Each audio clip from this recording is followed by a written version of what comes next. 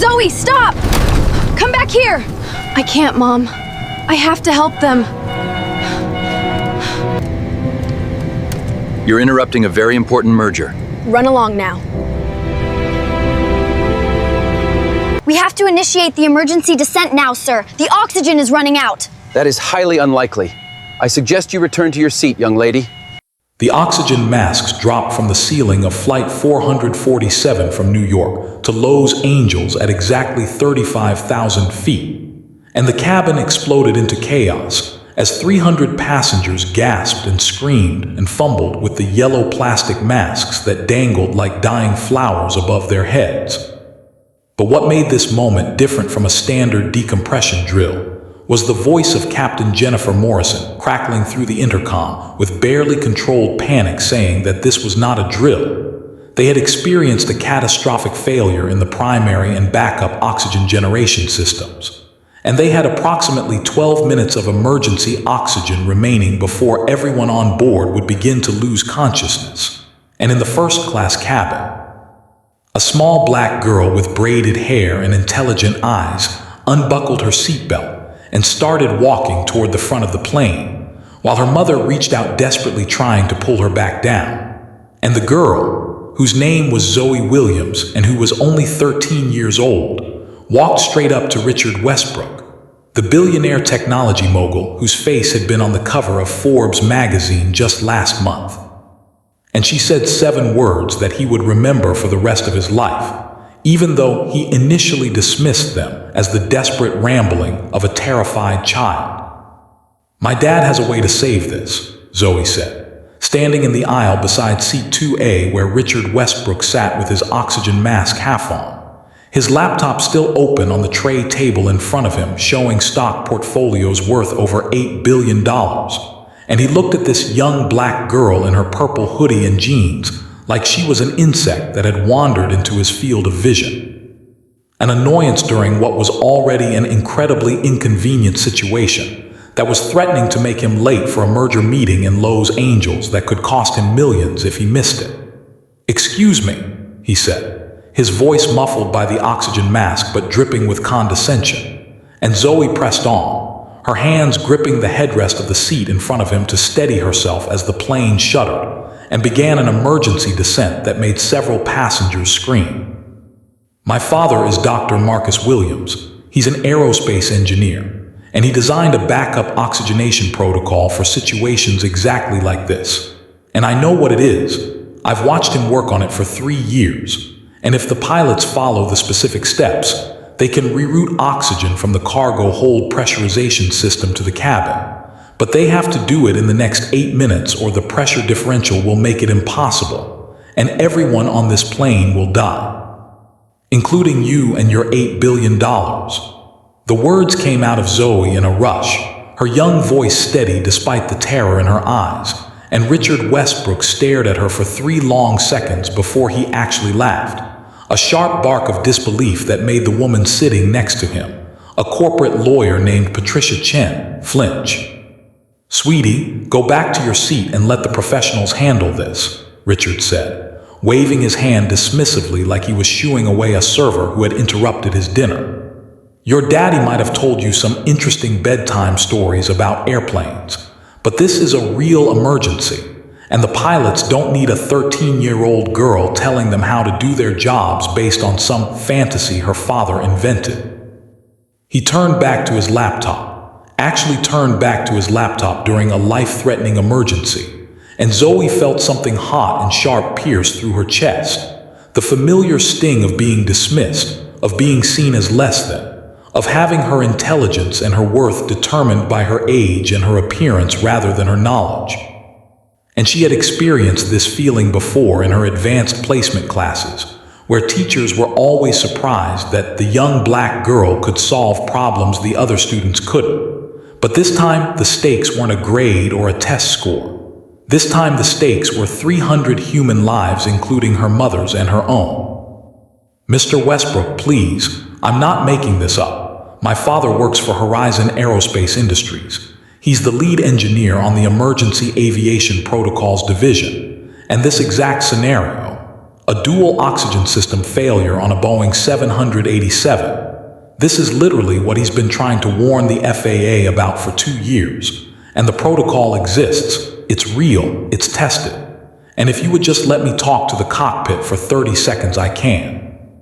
But Richard cut her off, his face flushing red with irritation, and he raised his voice loud enough that the flight attendants and several other first-class passengers turned to look. I said go back to your seat. This is not a game. This is not show and tell, and I don't care if your father is an engineer or a janitor or the president of the United States. You are a child, and you are creating a disturbance during an emerge. And see why. And if you don't sit down right now, I will have the flight attendants forcibly remove you.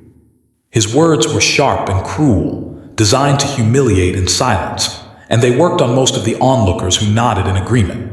Clearly thinking this girl was hysterical or delusional, clearly siding with the famous billionaire whose success and wealth made him seem inherently more credible than a young black girl in a purple hoodie.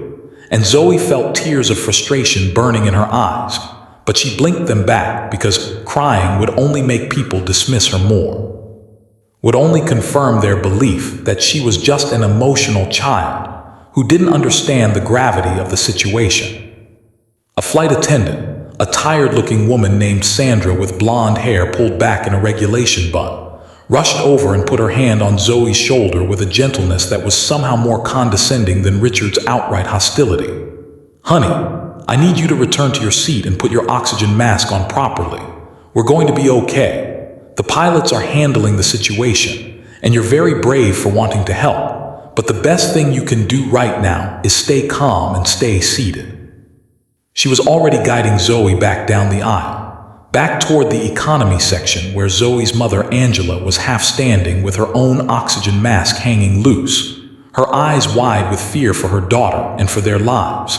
And Zoe let herself be led back because what else could she do?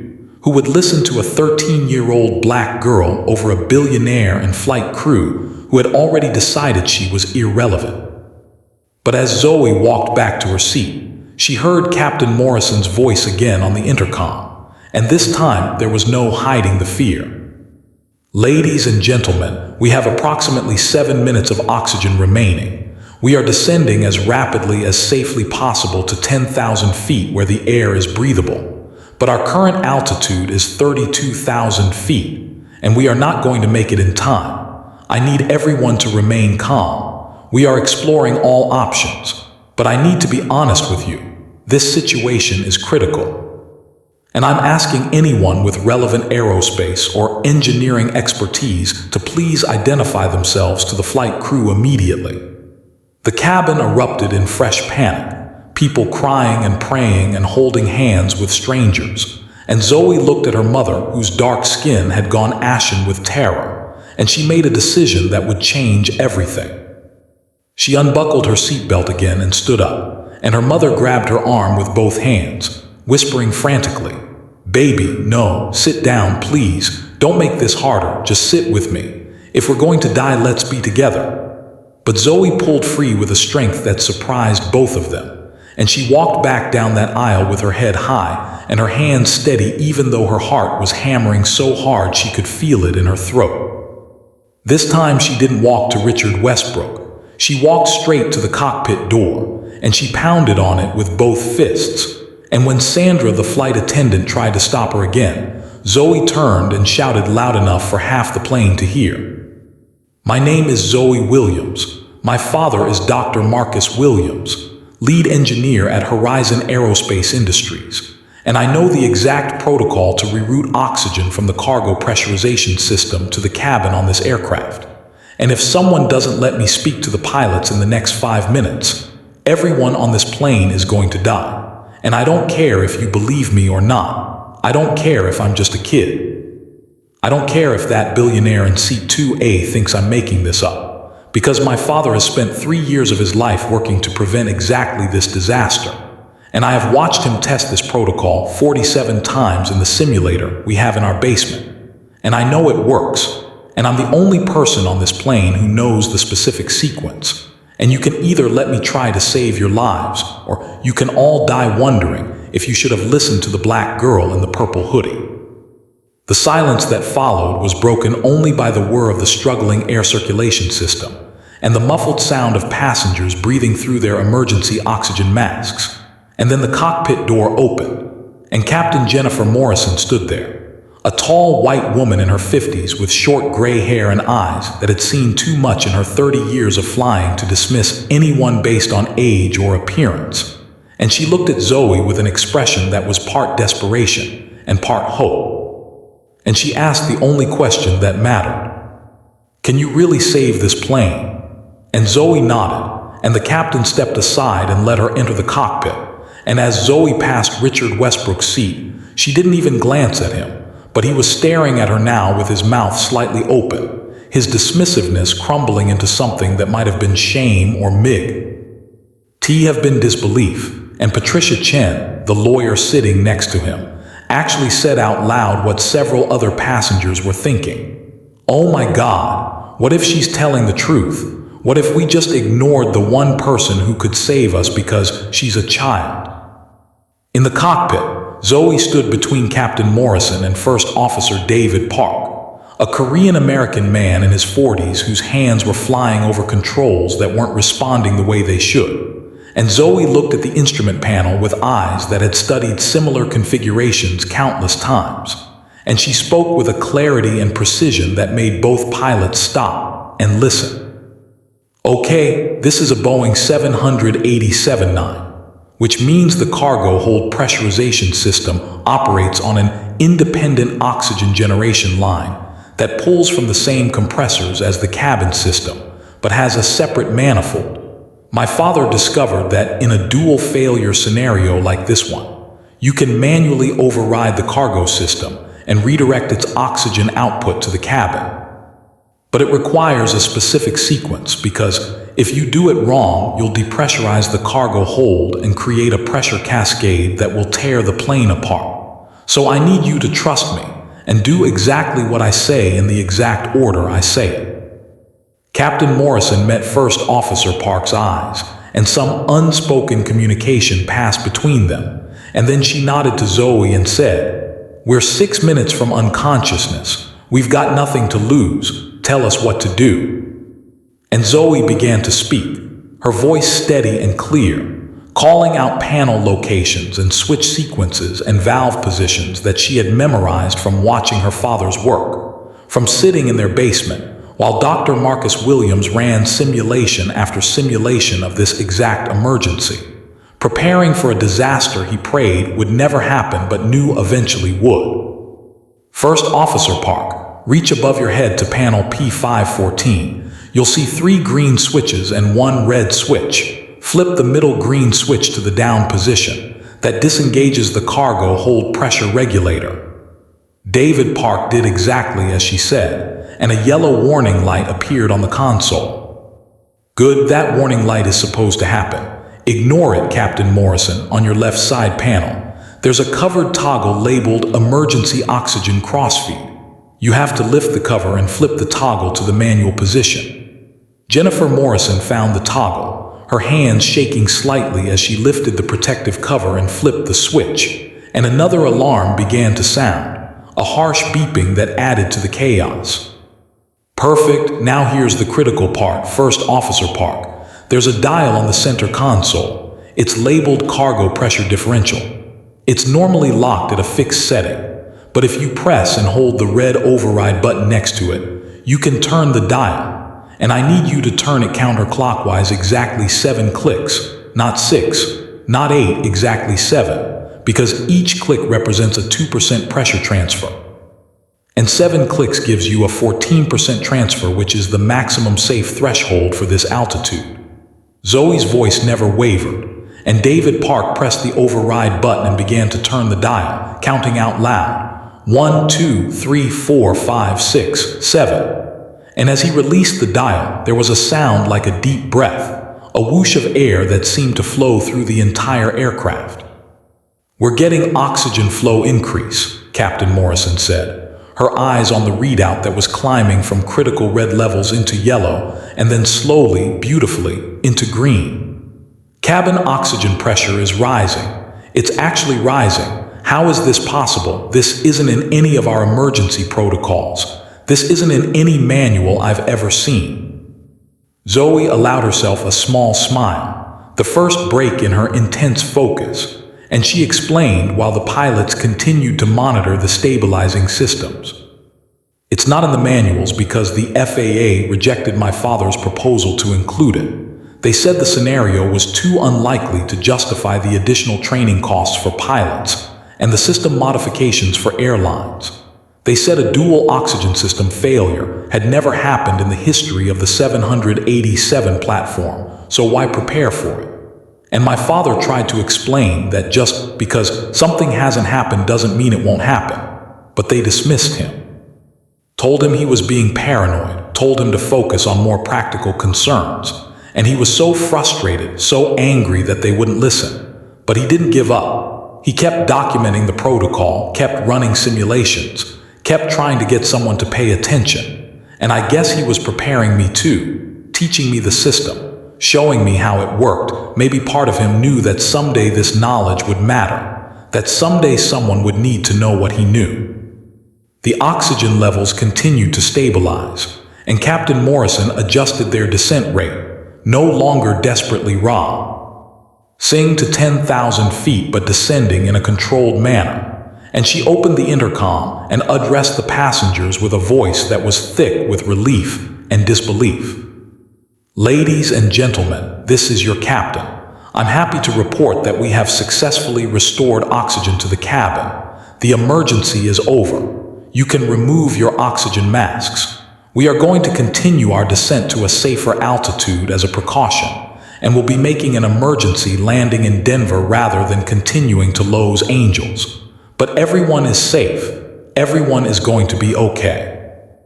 And I need to tell you that the reason you're all alive right now is because of a very brave and very intelligent young passenger who knew exactly how to solve a problem that our entire system had failed to prepare us for.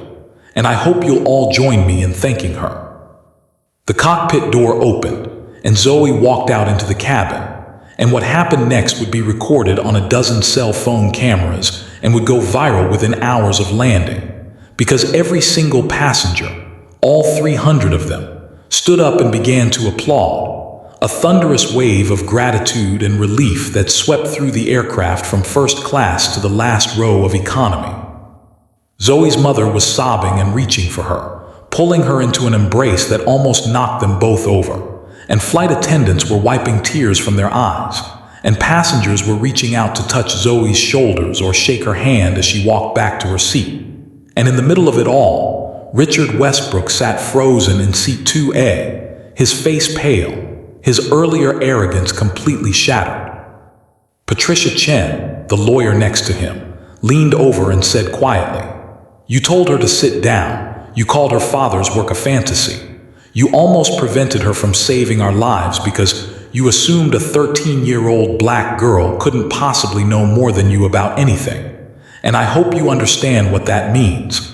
I hope you really think about what almost happened because of your prejudice and your ego." Richard didn't respond. He couldn't respond because he was watching Zoe Williams accept the gratitude of 300 people she had saved.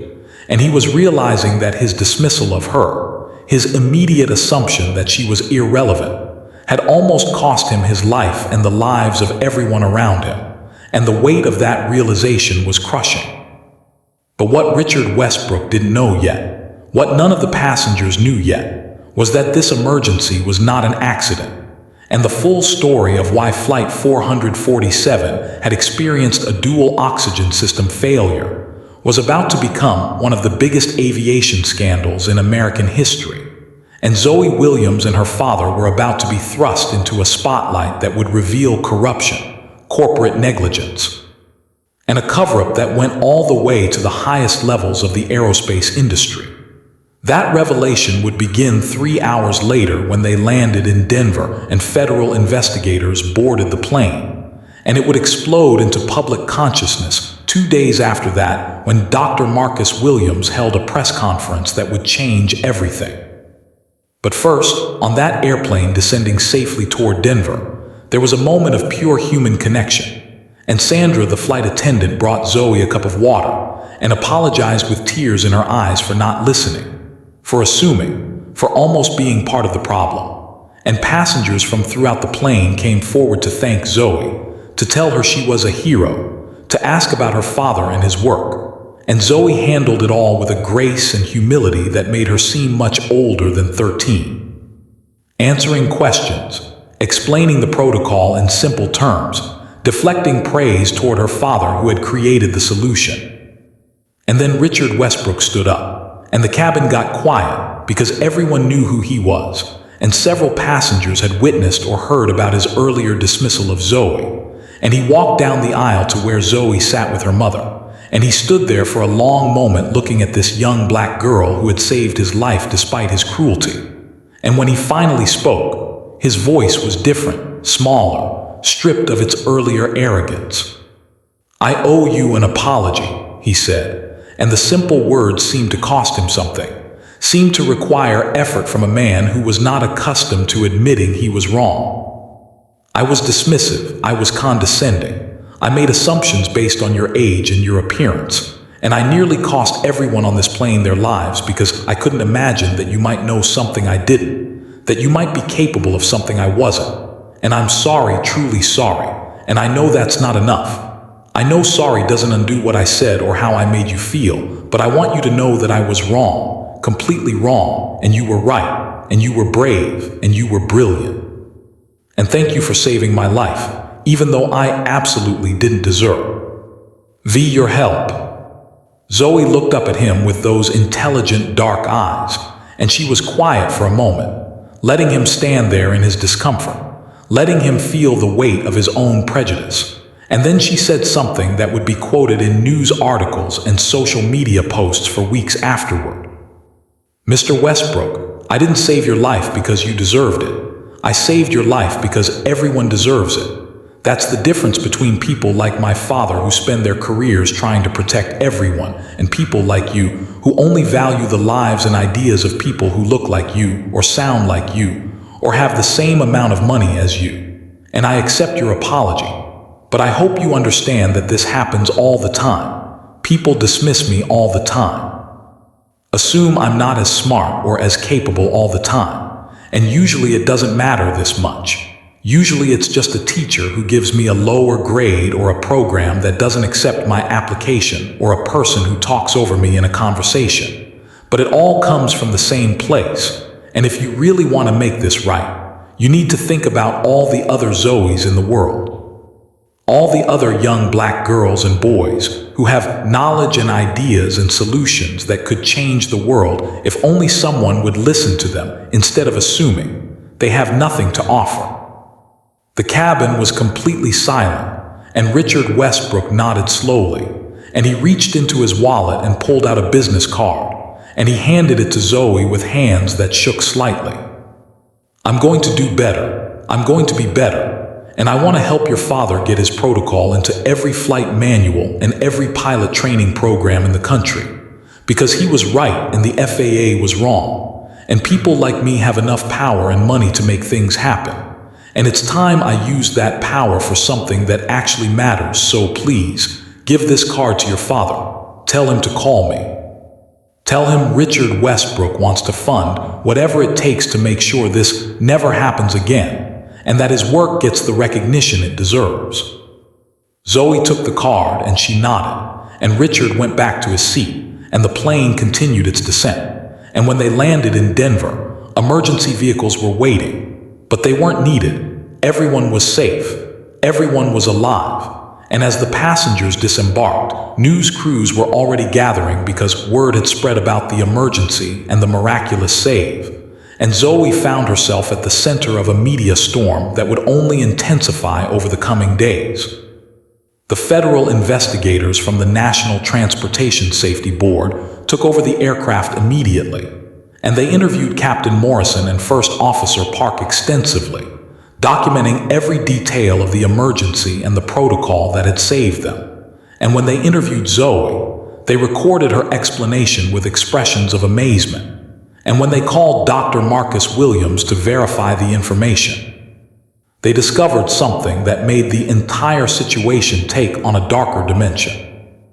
Dr. Marcus Williams was not surprised by the oxygen system failure on Flight 447. In fact, he had predicted it, not the specific flight or the specific date, but he had warned Horizon Aerospace Industries 3 months earlier that a manufacturing defect in the oxygen generators installed on a specific set of Boeing 787s would lead to exactly this kind of dual failure, and he had been ignored.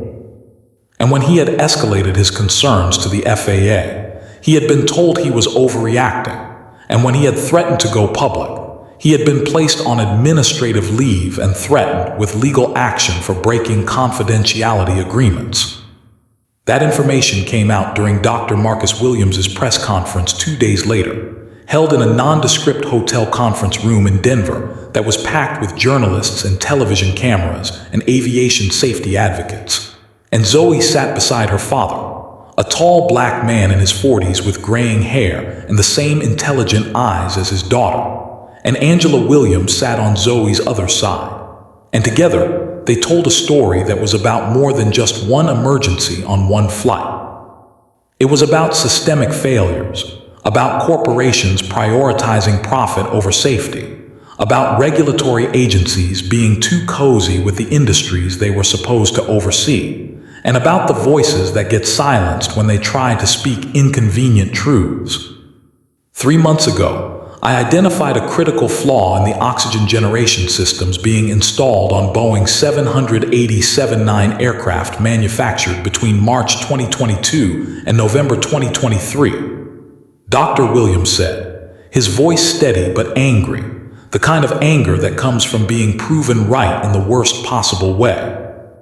I documented this flaw extensively. I ran simulations. I consulted with other engineers, and I presented my findings to my superiors at Horizon Aerospace Industries, and I was told that retrofitting the affected aircraft would cost the company approximately $200 million, and I was told that the probability of a dual system failure was so low that it didn't justify the expense. And when I argued that probability doesn't matter when we're talking about human lives, when I said that even one crash would be unacceptable, I was told I was being emotional and unrealistic. And when I went to the FAA, I was told they would investigate. But months passed and nothing happened. And I later discovered through a colleague that my report had been buried, because the FAA didn't want to force a costly recall that would embarrass Boeing and harm the aerospace industry's reputation. The journalists erupted with questions, and Dr. Williams held up his hand and continued. I was placed on administrative leave 5 weeks ago, officially for insubordination and violation of company protocols, but really because I wouldn't stop pushing for the recall, and I was considering going public, talking to the media, becoming a whistleblower. But I have a family to support, and Horizon's lawyers made it very clear that I would face legal and financial destruction if I broke my confidentiality agreement.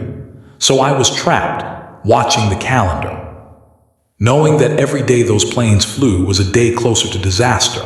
And then Flight 447 happened, and my worst nightmare came true, except for one thing I hadn't planned on.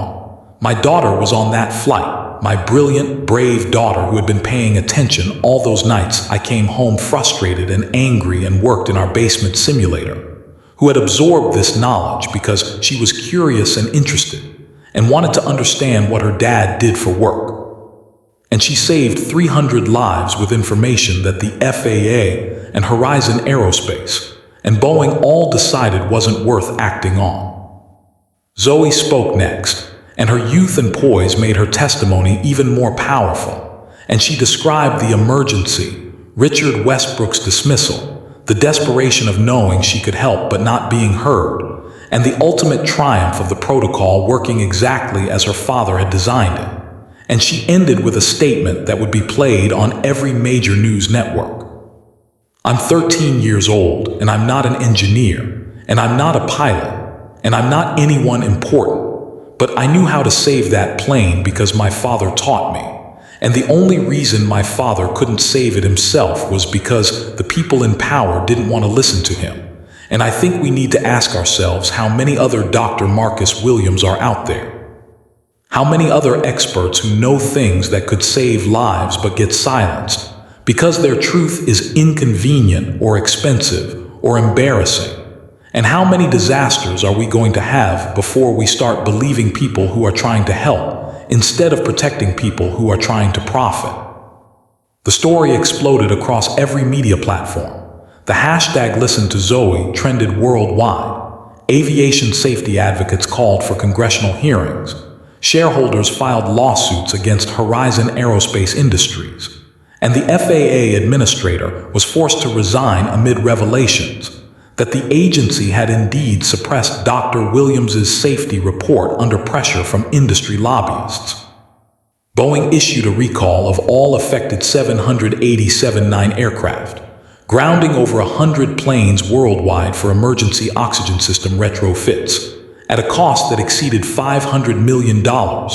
And that figure, that $500 million price tag, became the turning point line that defined the entire scandal, because it represented the cost of ignoring Dr. Marcus Williams, the cost of assuming that profit mattered more than preparedness, the cost of a system that valued corporate relationships over human safety.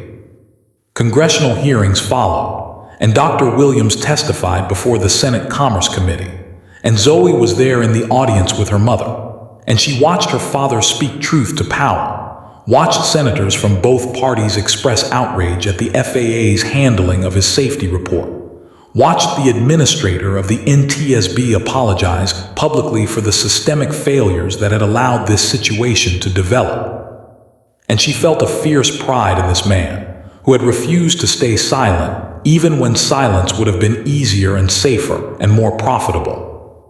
But the most surprising development came from an unexpected source, because Richard Westbrook, true to his word, had used his wealth and influence to amplify Dr. Williams's story, and he had personally funded a new aviation safety foundation called the Williams Protocol Institute, with a $100 million endowment dedicated to identifying and implementing safety improvements that traditional channels had ignored or suppressed.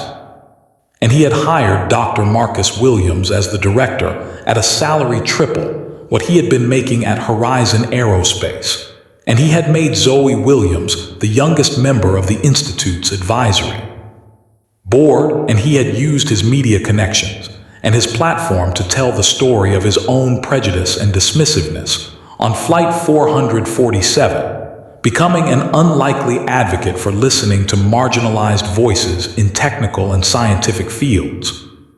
I was wrong about Zoe Williams, and I've been wrong about a lot of things, and I've made billions of dollars in an industry that often rewards arrogance and assumptions.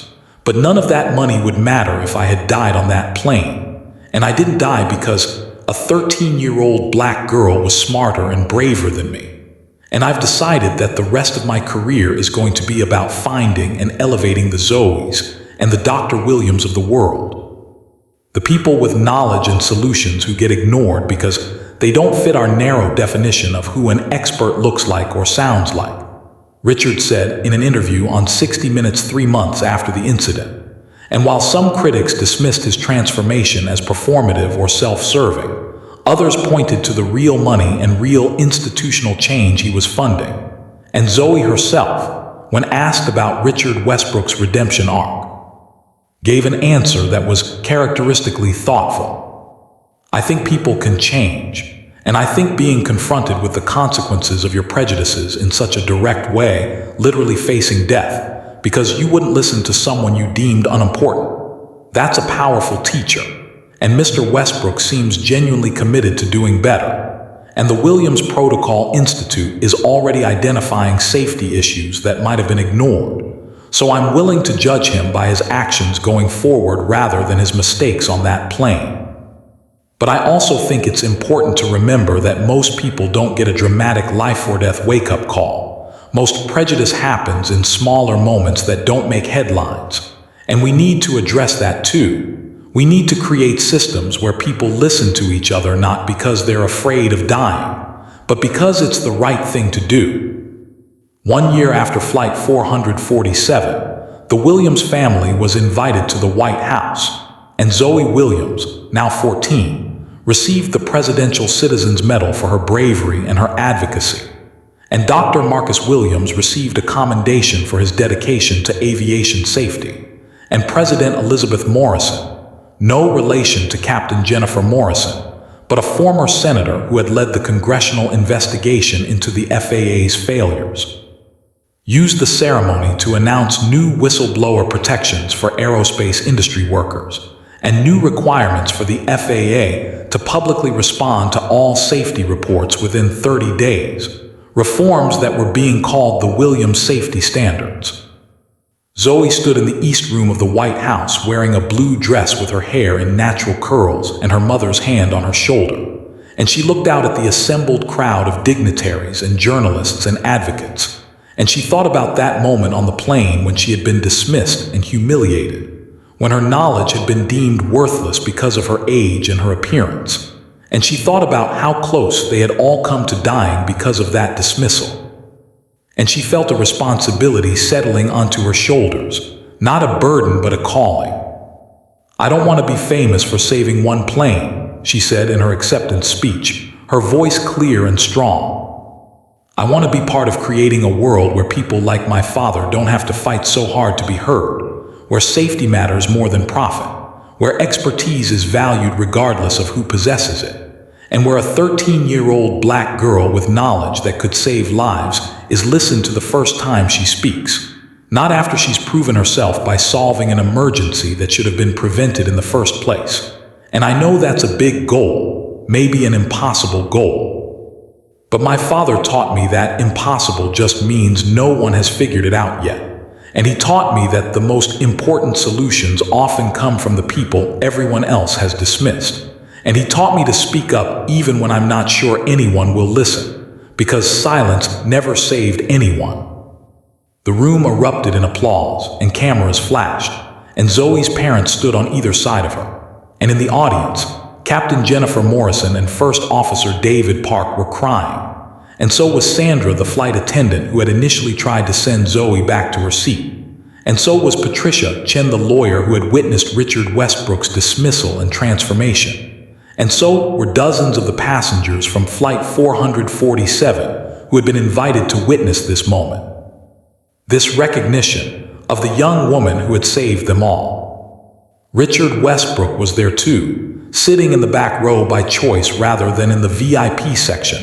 His wealth and status would have granted him, and he was taking notes on his phone, documenting ideas for new programs and initiatives. And when Zoe finished her speech and caught his eye across the room, he nodded once, a gesture of respect and acknowledgement, and she nodded back. And in that exchange was a recognition of how much had changed and how much still needed to change. 5 years later, Zoe Williams graduated from MIT with dual degrees in aerospace engineering and public policy, and her thesis on integrating diverse perspectives into aviation safety protocols was published and became required reading in aviation programs across the country. And she joined the Williams Protocol Institute as a full-time engineer, working alongside her father to identify and solve safety issues that traditional approaches missed. And together they became a legendary team. The father-daughter duo who had changed an entire industry, who had proven that safety and justice were inseparable, that you couldn't have one without the other. She still gave talks about Flight 447, still told the story of the oxygen emergency and the billionaire who wouldn't listen and the protocol that saved 300 lives. But she always ended those talks the same way, with a challenge to her audience. The question isn't whether you'll be in an emergency where listening to the right person matters. The question is whether you're listening to the right people right now, in your daily life, in your work, in your family, because emergencies are just moments where the consequences of our choices become immediately visible. But we're making choices about who to listen to and who to dismiss every single day. And those choices matter just as much even when they don't involve oxygen masks and emergency landings. So I'm asking you, who are you not listening to? Whose expertise are you dismissing because it doesn't come in the package you expect? And what solutions are you missing because you've decided in advance that certain people can't possibly have anything valuable to contribute? On the 10th anniversary of Flight 447, there was a reunion of all the passengers who could attend, held in Denver at the same airport where they had made their emergency landing.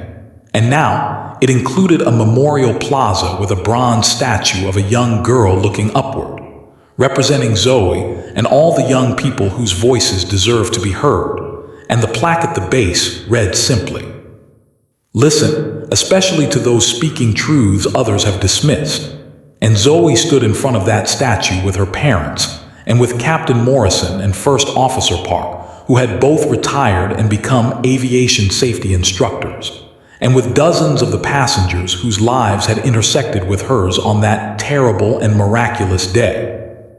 Richard Westbrook was there too, grayer now and quieter, his fortune largely dedicated to the foundation that bore the Williams name, and he gave a speech about the cost of prejudice and the value of humility, and he said something that Zoe would always remember.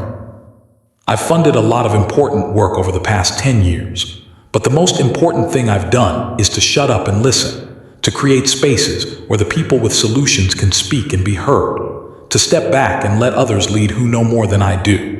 And I learned that lesson at 35,000 feet from a 13-year-old girl who I tried to silence. And I'm grateful every day that she refused to be silenced, because that refusal saved my life in more ways than one." The Flight 447 passengers had formed a close-knit community over the years, staying in touch, celebrating milestones, supporting each other through losses and triumphs, bound together by the shared experience of surviving something that should have killed them and being saved by someone most of them had initially underestimated. And they called themselves the Protocol Family, a name that honored both the technical solution that saved them and the human connections that emerged from crisis.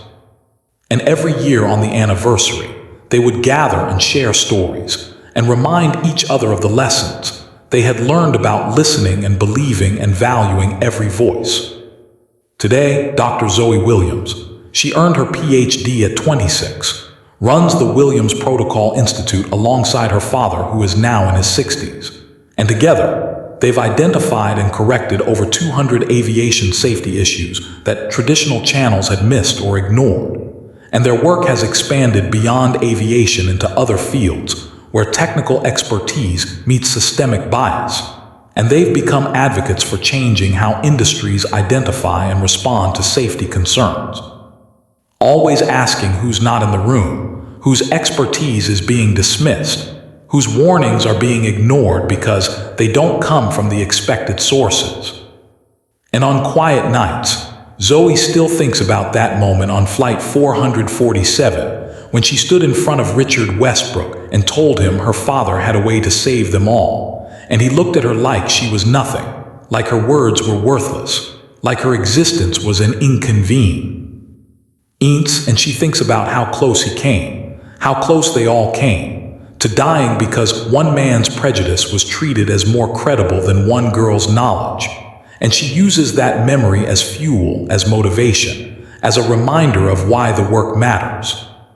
Because Flight 447 wasn't just about an oxygen emergency. It was about a system that had failed long before the oxygen did. A system that dismissed Dr. Marcus Williams's warnings, that silenced his expertise, that prioritized corporate profits over passenger safety, and then almost dismissed his daughter's knowledge in the moment when it mattered most. And the real miracle wasn't the technical protocol that rerouted the oxygen. The real miracle was that Zoe refused to accept being dismissed, that she fought to be heard even when every authority figure told her to sit down and be quiet, that she valued 300 human lives more than she valued her own comfort or safety, and that she was right. That's the story that went viral. That's the emergency that changed an industry. That's the 13-year-old black girl who saved a billionaire's life and taught him the most expensive lesson he ever learned. And that's the truth about what happens when someone brave enough speaks up and someone humble enough finally listens. Because in that intersection of courage and humility lives the possibility of transformation, both personal and systemic. And sometimes it takes an emergency at 35,000 feet to teach us what should have been obvious all along. That expertise doesn't have an age or a color or a gender, that solutions can come from anywhere if we're willing to listen, and that the cost of dismissing people based on our assumptions and prejudices isn't just measured in hurt feelings or missed opportunities. Sometimes it's measured in lives lost or lives saved. And Flight 447 was a reminder that we get to choose which one it will be every single day with every single person we encounter. And that choice, more than any protocol or system or technology, is what determines whether we survive or fall together.